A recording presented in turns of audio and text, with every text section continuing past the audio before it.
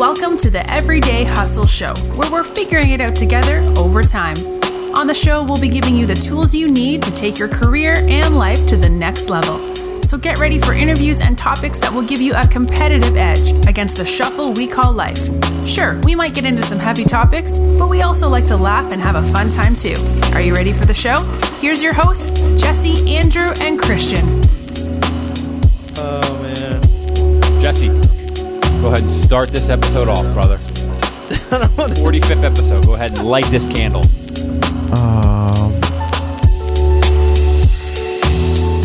Good afternoon, everybody. This is the 45th episode of the Everyday Hustle Show.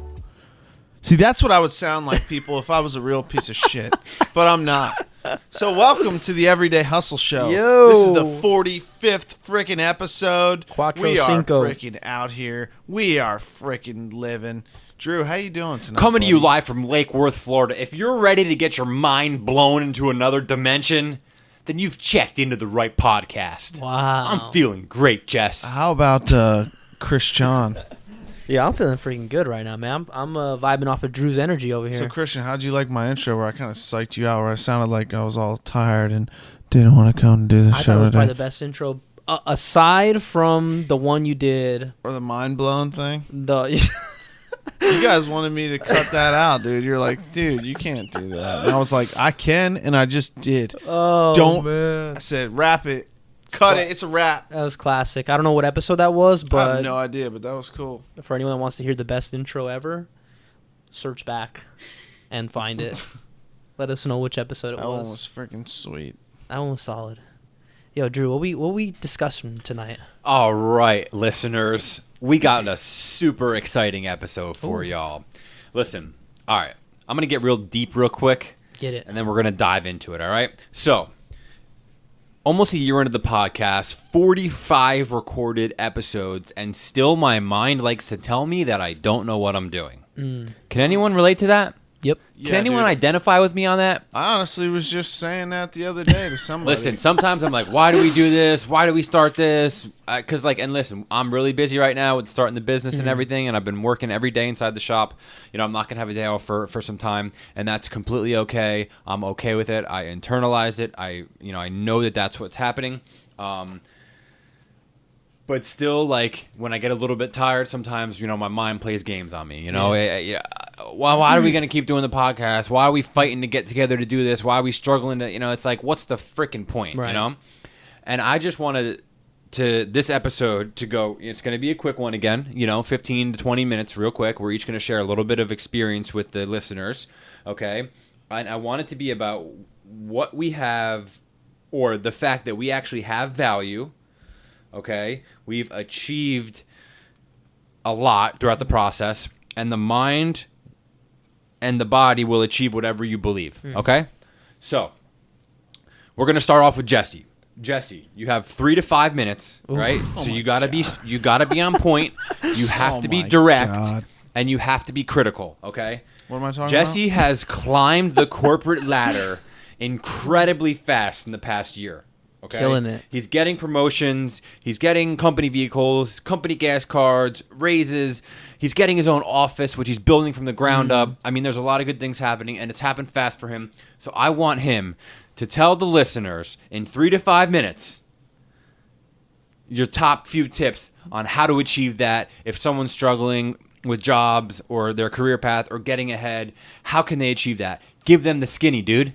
Let me just say this first. I feel like even still, like when some kind of vendor or I call somebody up for some kind of quote that needs to be done at work, there's some kind of relationship over the phone or through emails, and then they show up and they're like, I'm here for Jesse. And I'm like, that would be me. How you doing? And like they look at me like they don't fucking believe that I am like, You're the not that manager. dude. Like, you're the manager of this fucking place? So let me just say that, like, I don't really think that I look the part, or even sometimes, like, I don't really feel that confident in myself, even though, like, now it's, Starting to action build up.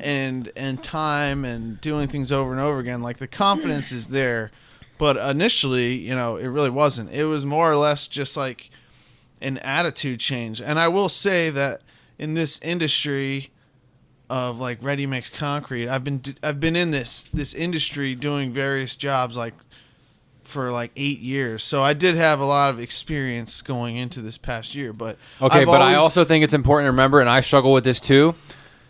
It doesn't matter what industry you're in. No, it doesn't. So basically, you can talk about concrete all you want. That's not really what I want you to dive into. I know. Preface. You're prefacing the question. Prefacing. Okay. He's got to So set it Already up. used 1 out of 5 minutes. Dude, I just want you to know that. I gotta eat up this freaking 5 minutes somehow. So, anyways, like there was this point over the last like a little over a year ago where I would come into work and do like the bare minimum that I had to do to like not get in trouble or whatever, and just like, you know what I mean, just do what I had to do, like barely show up at the very last minute I could and leave as soon as I could. And it was just like, well, that's all I really was. You didn't interested value in the doing, job. you know? Yeah, It was like I just kind of was there because I needed a paycheck, and right. that was about it. But then I started thinking, like, you know, do I want more than what I'm doing? And the answer obviously was yes. So it was like 100% like an attitude change. Like I saw that there was like some positions, you know, in the future, and some people were like, listen, you have the experience. If you like get your shit right, like you can really do this, right. you know? So you started like being open to So the it idea. was just like, you know, going to, you know, the right people and saying like, hey, like, what can I do? Like, where can I be valuable to you? Mm-hmm. You know, like, do you need somebody to go over here? Because, like, I heard this plant's all fucked up. If I go over there and I dispatch, you know, and I can help turn it around, like, it might do something for me. So that is how it initially started. They sent me to a different location to do a different job. Like, before I was just, like, doing counter sales. So they gave me a chance to, like, go over there, and it was going into, like, a whole different group of people with a different atmosphere. And, you know, I didn't do anything crazy, but like I put in a lot of hours, and I did a lot on my own that like normally maybe 2 people might do in another location. and you took the initiative too to like actually but ask. Like some of it was hell, man. Right. Like I did that for like a year there, like just working freaking early mornings, late nights, and it sucked part of it, but it was like, you know, I just kept telling myself like, it's going to pay off. Just keep doing it and keep like a positive attitude, you know? Right. And eventually, you know, it did. Someone saw that like I was willing to like go above and beyond. And not only that, but like whether it's something stupid to you, but it's something somewhat important for work, like I care about what I'm doing. So like if somebody asked me like, hey, can you draw a circle on this piece of paper, but it's for work, even though I'm like, I don't want to draw a fucking circle. Like, Right. I draw a circle and I try to, like, do it to the best of my ability, and I, like, take pride and accomplishment in getting that circle, like, perfectly round. Right. You take pride in In, your like, work. the simplest form of analogy. So it's like, and I think when you do that over and over again, like, people see that, you know, because no matter what it is they're asking, whether it's like, hey, can you put a screw in this wall exactly where that one is, like you're not just like, all right, I'm done, what else can I do? And it looks like shit and all fucked up. Like people see that and can tell that like, well, this guy actually like gives a shit about what he's doing. Whether or not, you know, he should be or not is not the point. Right. You know, so it's like it's all about like attitude and really like caring and wanting to learn stuff, and not just sitting there and waiting for someone to say, hey, I want to teach you how to do this. It's like asking the questions that you know eventually, even if right now you don't need to know, like, hey, I know eventually like I'm in a manager position. So what does that entail that I don't know What does that about? look Like, like? Yeah. how do you do inventory on everything? How do you go into, you know, the computer system and post inventory? Like just every single question that you would need to know, like knowing before you actually are in a position where, hey, you need to figure this shit out because you're here. So like you're ahead of the curve on like where you want to go. Right. You know, so that was a big part. And then I think the other thing is like if it's something somewhat complicated and you're getting some sort of direction, like to take notes or put Yeah. in some kind of like write yourself like a to-do thing on like some procedure or policy, because I think when I notice from other people at work, like asking, their boss or something how to do the same thing like 4 or 5 times after like a period of months where like they should have be able to do it or know it like in and out, like kind of reflects poorly on you. Right. So it's like, asking the right questions, but not, and then like figuring out a way to like retain that knowledge. So you're then proven that you can do these things on your own, and you know how to, like, you know what I mean? Like, so you're not like, you can rely only on yourself, even if it's like you got like in my position, like I can rely on certain people to take care of stuff for me, but there's not one thing that I ask you to do that I can't do myself. Right. You know what I mean? And there's not one thing I'm going to ask you to do that I won't do myself. Right. Like work, even if it's as simple as working a Saturday. Like I always like go to everybody and say, hey, you looking for hours Saturday? And unless they're drivers, but if it's like yard people and it's something that I can fill in for, like, you looking for work Saturday? No? Okay, stay home. I'll work. You know what I mean? Because that's the other thing is like building relationships with people. Yeah. Depending, like if it's your boss, obviously you want to have like a good relationship with your boss. Serious, but also like can kind of joke around and be friendly. I mean, if that's possible. I guess some situations it wouldn't be. But if it's someone who's working for you, the same thing. Like, you don't want to be, in my ideal boss would be like somebody who you respect, somebody who, you can go to when there's a problem and trust that they're going to like make the right decision, but also, somebody who's not going to flip the fuck out and call you a stupid fuck. And you know what I mean? Like there's like this fine line where you got to walk when, say, you and Andrew get into a problem.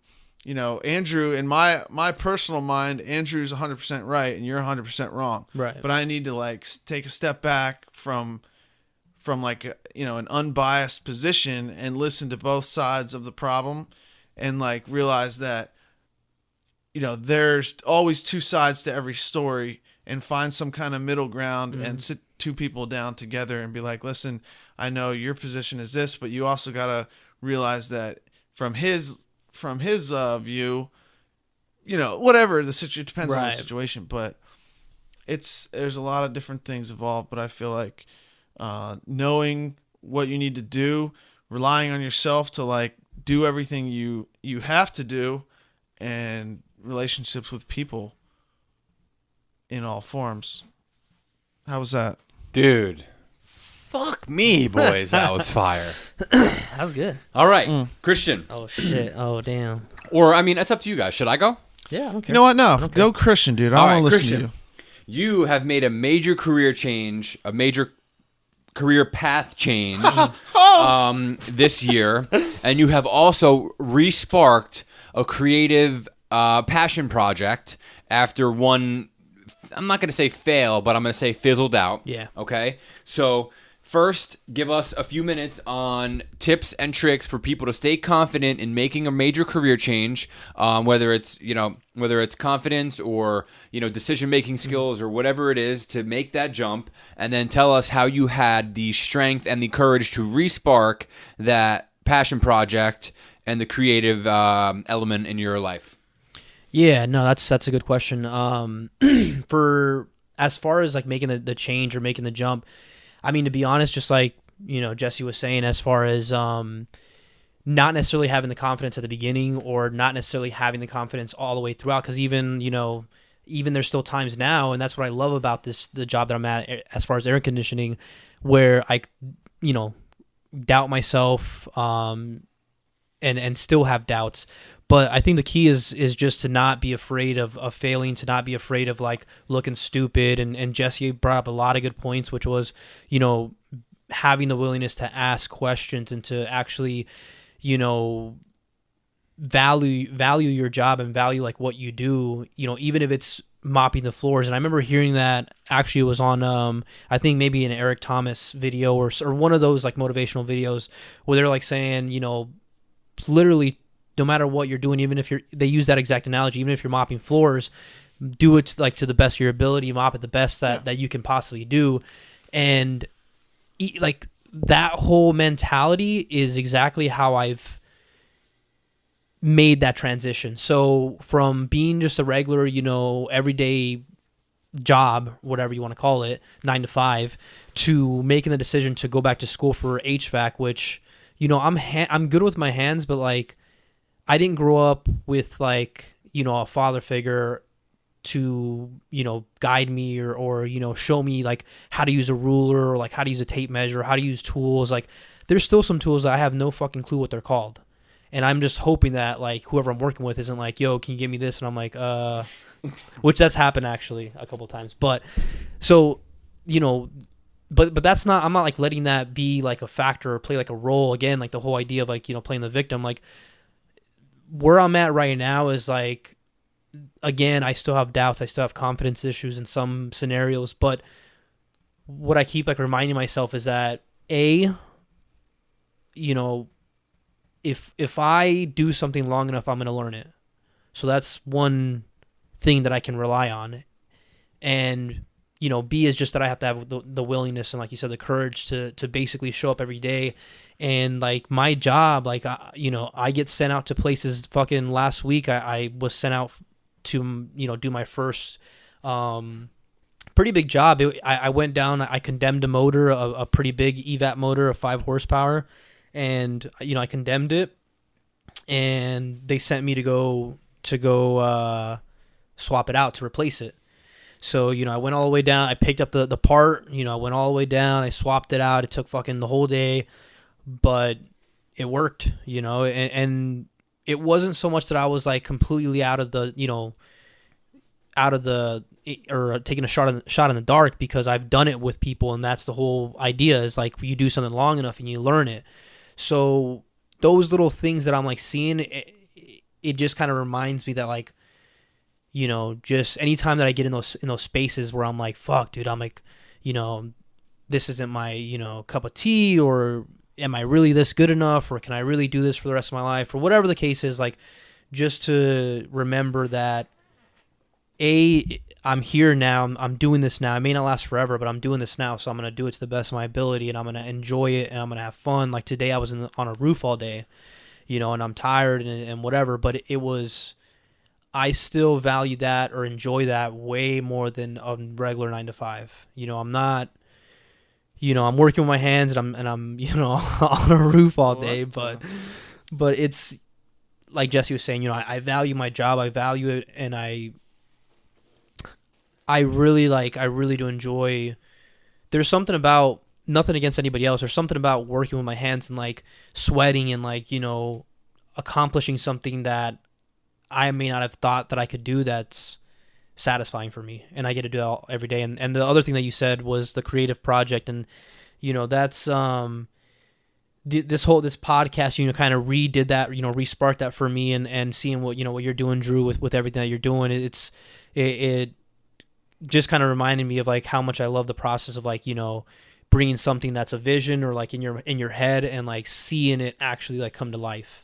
And thankfully I have a partner, Abel, who's fucking insane with everything that he does. He's like literally, in my eyes, like underrated to the max, but he like literally has no problem with creating things. And so he's, thankfully I have like I said, thankfully I have a partner like him. But it's with the first brand that I had, Lost Generation Movement, it was great. I worked with my cousin Alfonso Ponchito, and Panchito Kelly. Panchito. Well, no, Ponchito, but my girlfriend Kelly's like Panchito. Poquito, sí. That's what he calls him. But yeah. So it was great. It was actually his idea. He's the one who kind of like started this whole thing for me, as far as like being like in a creative space. But it was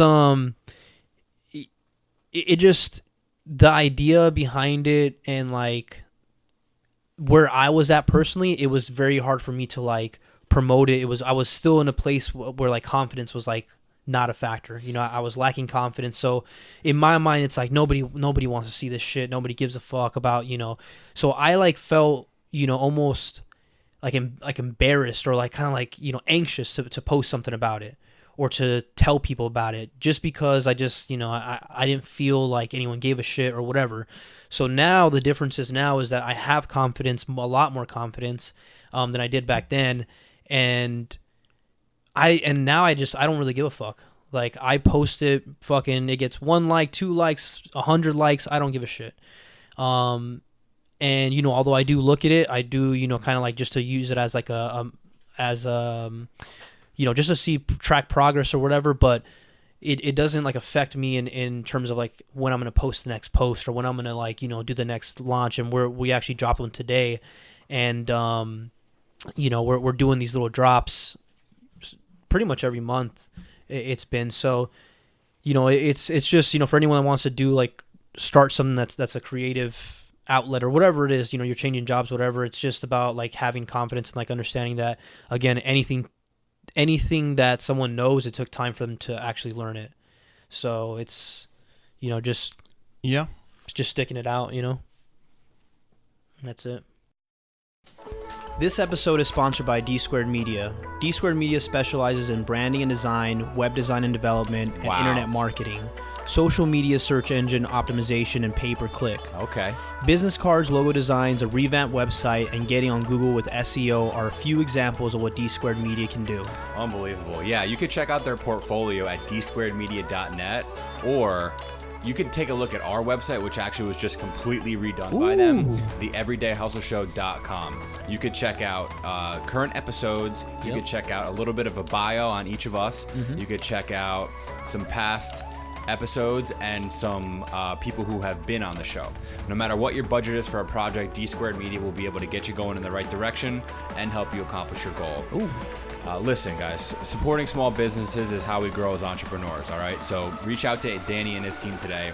All Everyday Hustle Show listeners are going to get 10% off their first invoice with the code EDH. All right, my brother. I try to get it all in as compact as possible. You did great. Was that 3 to 5 minutes? You did great. Okay.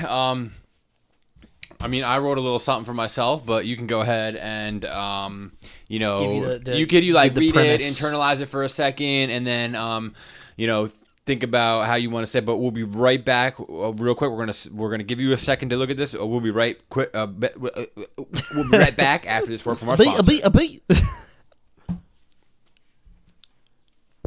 I don't like it. Are you taking a break for your followers? Hey, pregnant Jen. Can I hit the groceries real fast? We're pregnant Jen. Gonna take a break? 2 seconds. Yeah. No, just give us 5 minutes. We'll be done here. It smells like ass in here. Dude. I've been farting. He really has. Is there garbage? I mean, is there frozen stuff? Your butthole's the garbage. I didn't buy anything with I don't like it. but there's milk and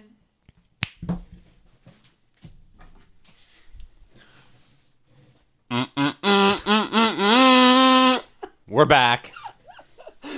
Yo, so real quick, I mean, for anyone that's followed us, they know already, but just to kind of take us through, you know, what it was like to bounce back from, you know, getting shit canned and from, you know, kind of going through that whole. Were those your words or my words? Those are your words, actually. from getting canned, but also, you know, to the whole balance of transition, and then also, you know, to now where you're at now, which is starting a family, starting 2 businesses, and trying to get that launched, and similar to what I talked about as far as like passion and your you know, creative outlet. So just let us know about that. Check. Is this thing on? All right. So bouncing back from getting fired from a job was extremely easy for me. There was points and times in my life where it was very challenging. Rejection, negativity, the fear of people not liking me, and I'll never succeed or whatever. I was at a place where I was in a good job. I was working with, you know, friends, colleagues, and I was making good money. But I had this kind of, you know, fire within me that wanted to do something else, but just wasn't able to make the jump myself because I was comfortable. Right. So I know that there's people out there who are comfortable making money, who aren't happy, who have something, you know, burning within them that they want to do. And that's why we started this podcast, my brother. So it's about, you know, practicing what you preach, you know, but I was relieved at first. I was stoked and I was excited. And I didn't have the idea for opening the juice bar when I got laid off from that job. It was, my idea was brand the photo video design company and go full time with that. So I really, thank God for my awesome, beautiful, pregnant wife, who was able to support us through that transitional phase. And she's still supporting us now. But she was able to support me through that phase when I was able to find myself, but I was able to do that for her 2 years ago when she was in school. So it was kind of like, we took turns in that role, and it was really awesome and really rewarding, and really, it is very good for the relationship. But so it was hard, because some of that feeling of rejection and all that other stuff kind of crept back in, but I smacked it down real quick, and I said, "You ain't coming into my life right now. I ain't got no room for you." So I harnessed that energy. I embraced the change. I thanked God for doing for me what I couldn't do for myself, and I embarked on a new journey. It's a beautiful thing, motherfuckers. So God did for me what I couldn't do for myself. I embraced the change. I started a new part of the journey. And at that point in time, I think Jen was already pregnant. Jen, were you pregnant then? No. You weren't pregnant in February? Don't freaking lie to us. Are you sure? Jen, if All you lie right, to so us she's right telling me she wasn't pregnant in February. I don't really know if she was or wasn't. Well, if she's due in January, then that's no possible way she was pregnant in now. February. Dude, 9 How there's months. many- fucking 9 marvels, months. a wonder of marvels, my friend. That'd be March. Anyway, as far as starting a family goes, that's really not that hard. I just kind of had intercourse with my wife, and things just kind of, things just kind of went to where they went. You know what I'm saying? You know what I'm saying? You know what I'm saying? I see what I'm saying. Oh man. But look, yeah, family, having children is something that I never really, thought about or like planned on, but luckily I had my life partner come into my life, I guess you could say, a long time ago, 6 years, Jen? Almost 7 years ago. You're going to get yourself in trouble. Yeah, she's sitting on the couch. So if this isn't making sense to you, I'm asking her, but she's like in the next room. So yeah, she came into our life. It's something that she always wanted. We shared that decision together. We're on that path to start a family. We got a baby coming in January. So a lot of pressure, a lot of new things going on. A lot is changing, and I couldn't be more excited. I am encompassed with the process of everything that we've been talking about in the past year, which is like, it's crazy to me because you talk, but we know that from doing this and bringing all these successful people onto the show and talking to everyone, and it's about walking the motherfucking walk, boys. You know what I'm saying? Doing the damn thing. So I'm out here. I'm doing it. I'm putting my hands in every different freaking pot, every different direction. Photo shoots, video work, podcasting. I was fortunate enough to get a drone for my birthday, so we out here. We're Ooh. flying the drone. Yes, sir. Before we started the podcast, for the we kind of did that last time too. But we took some photos of Christian's new shirt that's just dropping. Go to www.lafrontera Just supply. Just co. Just supply. LaFronteraSupply.com. You can check out the drop. Shirts are super dope. I rock one all the time. Love it. Super comfortable. The merch is great. It doesn't shrink in the dryer. I mean, there's just so much good stuff going on with the clothing company. But anyway, we're sharing these passions together, and it just makes me very, very happy. I'm making very little money right now, just enough to really invest back into the businesses that I'm trying to start, so it's like challenging in that aspect because I've worked every day straight for the past 3 weeks at the juice bar and have made no money. So it's a very, very new feeling. It's very different, but look, everybody always talks about it. Yeah, we're playing the long game right now, baby. Yeah. And I'm working. I'm trying to work in the business right now so that I can get to a point where I can work on the business and I don't have to be in the business. Right. So did I answer the question? I feel like the whole question to this whole episode is basically like, why? Why do we do this? Sometimes you lose sight of that. You find yourself questioning, what do we really have to offer? And this is once again where I'd like to go to the motivational manifesto and read a passage that directly correlates to this whole fucking show. Wow. All right? When a people begin to perish for apathy, indifference, or lack of vision, a voice of leadership must arise. From the squalor of a contaminated moral environment must surface an honorable few, unafraid to challenge the mediocrity and change the direction of the world. Let us be among the brave few. As so many choose lives of indolence, let us be afraid of the demands of greatness and choose to pick up the dimming golden torch of human excellence and ignite it once more with a life and power for all to see. Each of us serves as a living example to others. Our character and conduct can cast either a bright glow of greatness and service to the far corners of our influence, or a shadow of smallness and selfishness to the unfortunate few nearest us. Our striving for a better life and a better world can leave others inspired if it comes from a genuine place of service, or diminished if it comes from a place of greed. We must ask for the courage, or we must have the courage to ask in this confused error: am I seeking to be a role model on a daily basis for all those I love and serve? Am I lifting up those around me? Am I in some way elevating humanity by leading others to see and activate their potential? Am I living a truly great life? All right, Jesse, thank you so much for that. Your excerpts out of the Motivational Manifesto are amazing. They got to be a little bit shorter. No, shut Can the you fuck up. repeat the line about the human torch of excellence? Because I feel like that's what you embody. Yes. Just a sentence. There's like four. Let us be unafraid of the demands of greatness and choose to pick up the dimming golden torch of human excellence to ignite it once more with life and power for all to see. Woo! Woo! I mean, if that don't fire you up right there, ladies and germs, man. you need to check up from the neck up. Yeah, there's like 4 words in there that I had no idea what the hell they meant, but Shut it was the just.